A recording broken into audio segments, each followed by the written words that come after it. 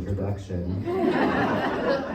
And my kids do like it when I shamelessly dance in the kitchen. The greatest drug that I have ever had came in the form of a 6'1", beautiful, porcelain skin, blue-eyed, tattooed guy by the name of Sean. But wait. I met Sean when I was a sophomore in college at Florida State University. I was in school for art and design, and I say in school loosely because I rarely went to class. I was failing out of college. I barely left my shitty little duplex apartment bedroom. I was heavy in a drug addiction at that time, and I was alternating between cocaine and pills and pot, speaking to guys on the internet all hours of the night. And then this one night, I get a message from Guy FSU02. That screen name will forever be burned in my brain. I was in like a FSU male for male AOL chat room, the good old days on dating. And he introduces himself as Sean. And we immediately have this awesome banter, this rapport that builds up, and he exchanges his photos, and he is gorgeous. And so I give him my phone number, and he calls, and he says, "Hello." I did not know that he was British, and I did not know that I had a thing for British guys until that moment. I was hooked. Hello. It's like the Adele song, but way sexier. Sean was dark and mysterious and sexy, creative and sensitive. We could talk about anything from our passions, our childhood, art, design, to serial killers and how we would get away with murder. I had searched my whole life for what I called my twin, for this second self that I felt was missing inside of me, this great big hole in me that I was always trying to fill, and I felt like I had finally found it with Sean. But one thing after another kept standing in the way of us meeting in person. And so months go by, and winter break comes. I have to go back home to South Florida with my parents. Thank you. And Sean has to go back to Tampa with his neurosurgeon father. I felt like I hit the jackpot on that one. And that's when the first bomb is dropped. I'm in my childhood bedroom talking to Sean on the phone. And he says, "Ryan, I have to tell you something. I haven't been honest with you." Sean proceeds to tell me that he has been a cutter for years, and that it got so bad last night that he had to go to the emergency room and get stitches, and his father was immediately sending him to rehab to get help. And I couldn't believe that he was being taken away from me. He had this secret that I didn't know about. He knew everything about me, and there was nothing that I could do to help him. I couldn't even be with him. So I was the dutiful boyfriend, and I waited for a month until that phone finally rang from a blocked number. He was calling from rehab. "Hello?" And I immediately get that jolt of ecstasy. I just needed to hear that voice. "Sean, I missed you so much." And then the second bomb is dropped. "Ryan, I have to tell you something. I've learned that that is not a good way to start a conversation. My father got a job in London, and I'm going back. I'm going to start at Oxford. And he would not be going to Tallahassee, and he moved away immediately. I never got to meet Sean before he left. But we talked every night, all day on the phone for months while he was away. And I didn't have his phone number. His father was still holding his phone from him, so I would just wait for this blocked number to call me. But then the phone calls became fewer, and I started to spiral. I began using heavier drugs than I had ever used before, and I went into a complete nervous breakdown. I started to have intense withdrawals.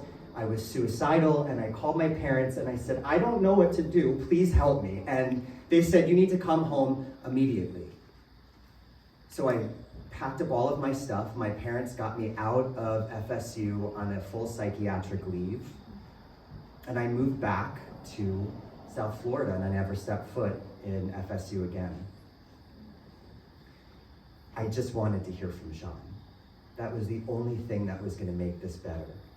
But I couldn't contact him. I had no way to. So I went on the Oxford website and I started to try to find any trace of him, something, an email address, a class schedule. And that's when the next bomb is dropped. And I realized that there was no trace of Sean anywhere at Oxford. And then I realized that Oxford, where he was telling me that he was living, was not in London at all. It was outside of London. The next thing I know, I have taken 8 pills of Xanax.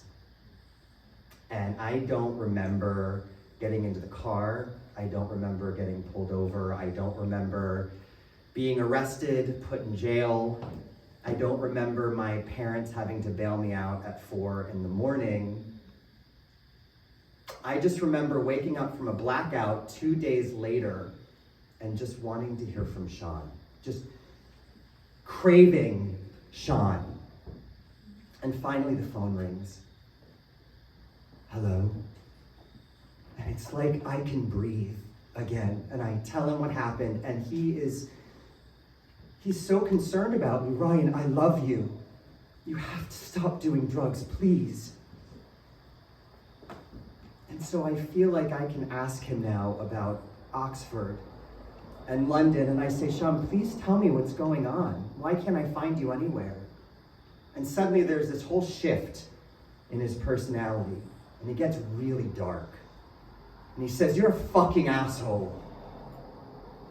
And he proceeds to tell me that everything he had been telling me was a lie. That he wasn't in Oxford, that I'm pathetic, that he was never in a rehab, that he had just been messing with me this whole time. And I beg him to stay. I say, it's okay, I'm sorry, please just don't leave me. Because I needed him. We get off the phone. I almost immediately get a message from this guy online who tells me that he too had been Sean's boyfriend. He got my information and he found out about me and wanted to let me know that this person who goes by the name of Sean had been doing this to other guys as well. Using us. And I was heartbroken. I realized that this whole time for a year, that I felt like I was with somebody, standing by somebody, that I had somebody with me. I just had a phone to my ear and lies being poured into my head. I was alone the whole time. But I realized later, that the greatest gift that Sean ever gave me was the realization that I loved myself. Because this person had built this entire persona of Sean. This person got into my head by creating this person based on everything they knew about me, about my secrets, my hopes, my dreams, all the things inside of me that I kept quiet, that I was ashamed of, that I thought I hated about myself, are the things he used to build Sean, the person that I fell in love with. And even now, 2 decades later, I am married, a lovely husband who's filming this right now. 2 beautiful kids. I've been sober for many years. But even now, Sean is in my head. When I go to Starbucks, my order sounds something like this. Hello. Can I please have a nice venti coffee? Unsweet. Cheers. I slip into this accent randomly all the time, and it drives my husband nuts. It's like, what are you doing? But I realize it's because Sean is still in my veins. I am him, and he is me. I am him, and he is me. And I don't think I will ever get rid of him. And I don't know if I ever want to. Thank you.